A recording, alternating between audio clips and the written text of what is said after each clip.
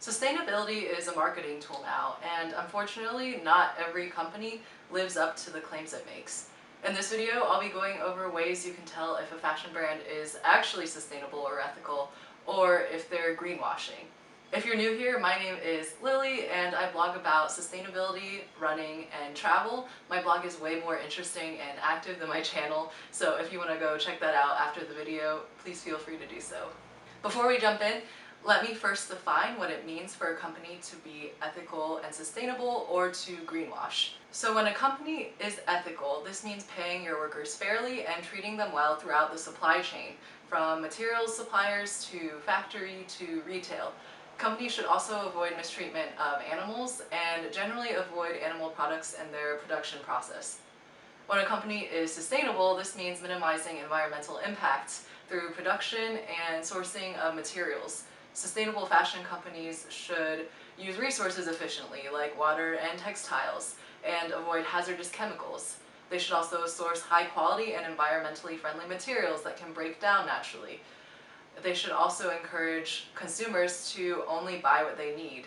This last point is severely underrated in my opinion, as a company's marketing and our consumption habits are an important part of sustainability. It's not sustainable to promote or buy tons of clothes that you don't really need, even if they were made ethically and sustainably. When it comes to fashion, ethical and sustainable are generally umbrella terms to mean that the company treats their workers well and minimizes environmental impact throughout the production process. These two terms are used pretty interchangeably, though they technically mean different things.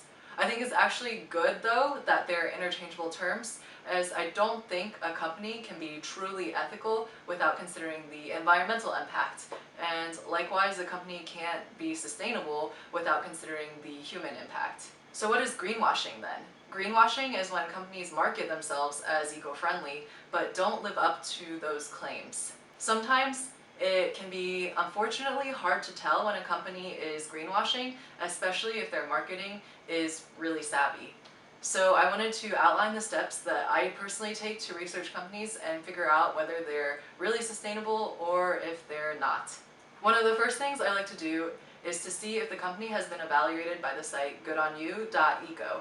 They're a directory of popular clothing brands, and they rate each brand based on 3 categories: people, planet, and animals. They've basically done the research for you, and they summarize their findings in very digestible articles and pages.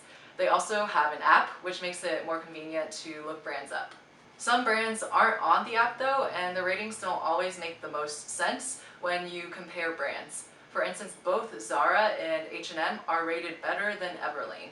I'm actually not a fan of Everlane, and based on my research, I would say that they're greenwashing. I have a blog post all about that, which I'll link below if you want to learn more. But that being said, it doesn't make sense for major fast fashion retailers to have better ratings than a brand that has some interesting sustainability measures and produces timeless pieces. The entire business model of fast fashion brands is based on the latest trends and encouraging consumption, which is inherently unsustainable. So while I appreciate Good On You and I find it to be a great resource, I'd still encourage you to do more digging beyond it. So the second thing I do is to check the company's website. There are a few different things to evaluate on the website, but let's start with some immediate red flags that a company is likely greenwashing. The first is that they say nothing about sustainability. This means that there probably isn't anything good to report, so the company is to be avoided. If they did have any meaningful measures, then they would likely use it in their marketing. The second is that they talk about sustainability, but in very vague terms. It's not uncommon to see claims like, "we're eco-friendly," but no specific measures to back that up. And the third is they only have a couple items or a specific line that is made sustainably. Many companies will try to get a green halo effect by promoting select items that are made from sustainable materials. An example of this is H&M's Conscious Collection, which might be a nice initiative, but that doesn't change their overarching detrimental business model. So what would you find on the website of a company that's actually sustainable then? The first thing to look for is eco-friendly materials. The product descriptions should list materials that are natural, organic, or recycled. Some popular sustainable fabrics are recycled organic cotton, hemp, linen, tencel, lyocell, EcoNail. When in doubt, Google it. If materials are made from recycled plastic water bottles, it's helpful if the company attests that the bottles were used. Unfortunately, some companies try to con the system by getting unused plastic bottles, then recycling them into fabric, which is totally not the point. The next thing I look for are specific measures for sustainability and labor ethics. It's not enough to claim to be sustainable, you need to have actual programs that back up those claims. Some examples of specific measures are ensuring that workers are paid a living wage throughout the supply chain, prohibiting child or forced labor, and keeping factories safe according to local guidelines, reinvesting in the farming communities, such as funding local schools, recycling water in the production process, using 100% recycled or compostable packaging, turning toxic byproducts into bricks for affordable homes where the chemicals can no longer leach out, using sustainable fabrics, as we discussed, and non-toxic dyes. Another thing I look for is factory transparency. Listing names and locations of factories, plus sharing photos of the factories, can be another assurance that the company is truly transparent and has safe working conditions. If the company is more established, they should give the actual name of the factory. Some smaller companies are unable to do this for competition reasons, so keep that in mind. One final thing to look for is diversity and inclusion. A company that really cares about ethics will also care about these two things. This means hiring executives and management who are Black, Indigenous, and people of color. It also means including these people in their marketing materials, like website photos and Instagram posts. Sustainability is intersectional, as minority groups are most impacted by pollution and hazardous labor conditions. If you know of any good articles or documentaries on race and sustainability, please send them my way, as I want to learn more and potentially address this topic in future content. Beyond racial diversity, though, sustainable companies should also be inclusive of all body types. Unfortunately, this is glossed over quite a bit in the fashion industry, and many companies only offer sizes up to extra large. It's important to talk about this issue more and demand better. One awesome brand that is size inclusive is Girlfriend Collective, which makes workout clothes from recycled water bottles. Their models are also diverse in terms of race and size. Recently, they also released their diversity stats in the Pull Up for Change movement and have made a commitment to hire more Black employees. So the third thing I do in this process is to look for third-party certifications. At this point, you might be wondering how you can be sure that a company is actually doing what it claims. This is where third-party certifications come in. These certifications require companies to uphold certain standards to display their label. You usually also have to pay a membership fee and consent to random audits. Some popular certifications include B Corp, Fair Trade, 1% for the Planet, and World Fair Trade Organization. Some textile and dye specific certifications are Blue Sign, GOTS, and Okotex.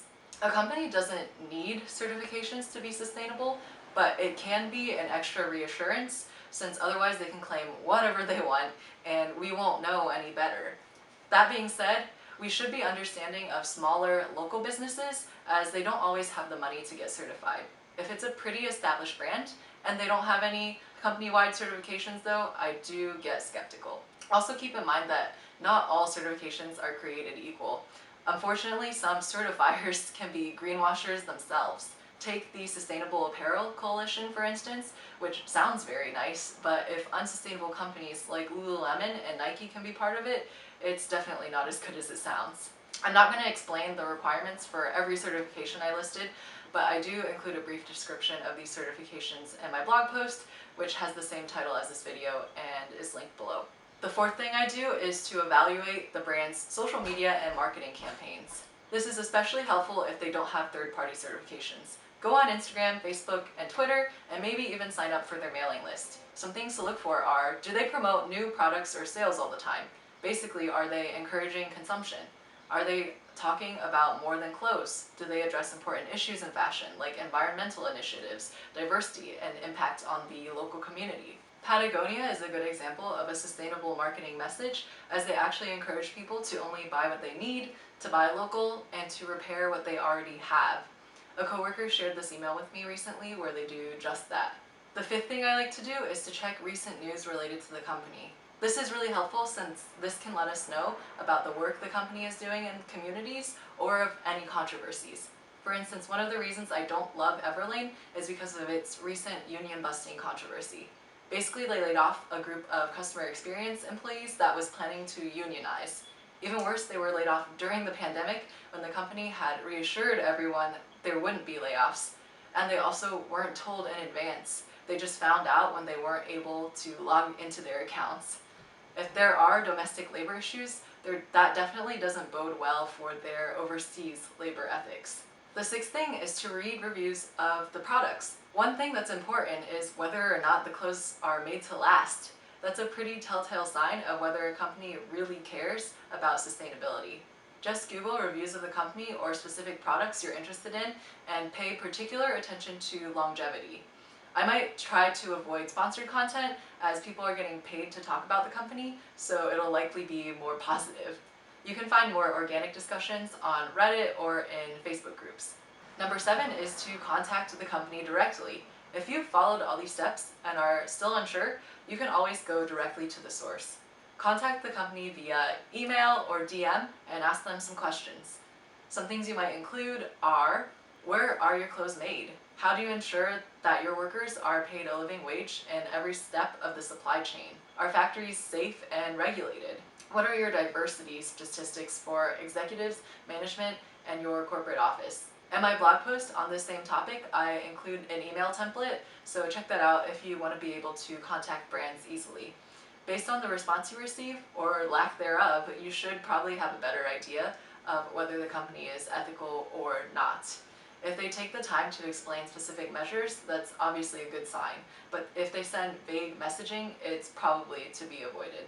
I want to emphasize that no company is perfect, but we should try to support those who are making a real and genuine effort, are transparent about their shortcomings, and also have a plan to improve.